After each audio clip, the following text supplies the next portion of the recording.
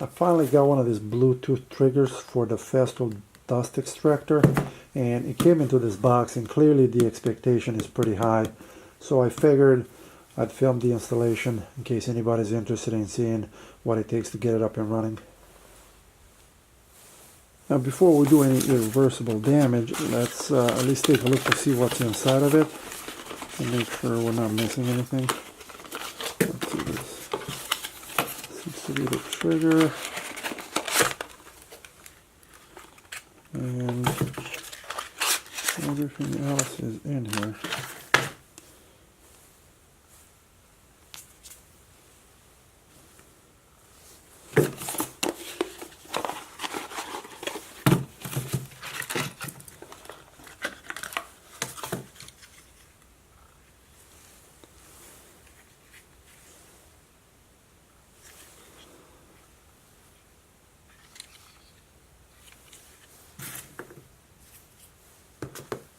Okay, so it looks like we have to take these two bolts out. They do appear to be Allen and 5mm or so.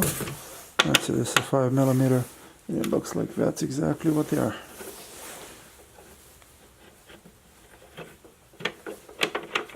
Okay, one is out.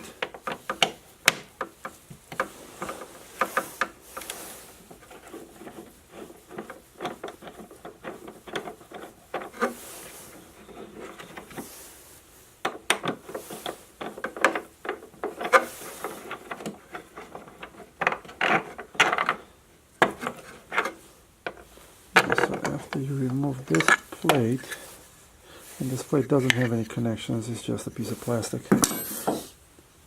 There are 4 pins right here, and it looks like the replacement has the same connectors. So let's see if it fits.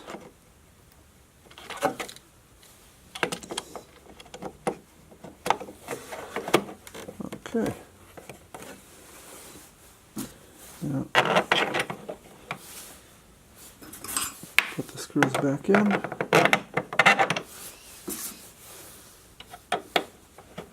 Probably test it before screwing everything back in, but hopefully everything goes smoothly.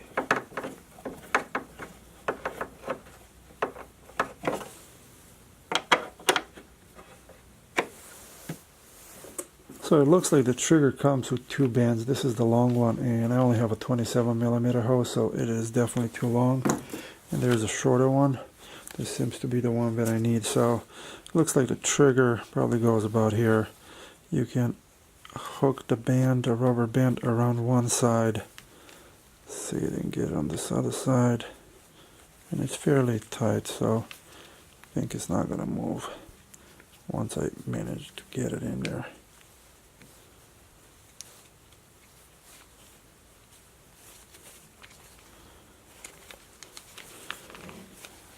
And that's it. So Festool says that if the trigger and the plate come together, they're supposed to be in sync. In my case, they were not. So what I ended up doing is basically getting this remote to be paired with this. So what you do is you press the button until it flashes rapidly for about 3 seconds or so. And then I press the manual button. And then, as you can see right now, the action is missing.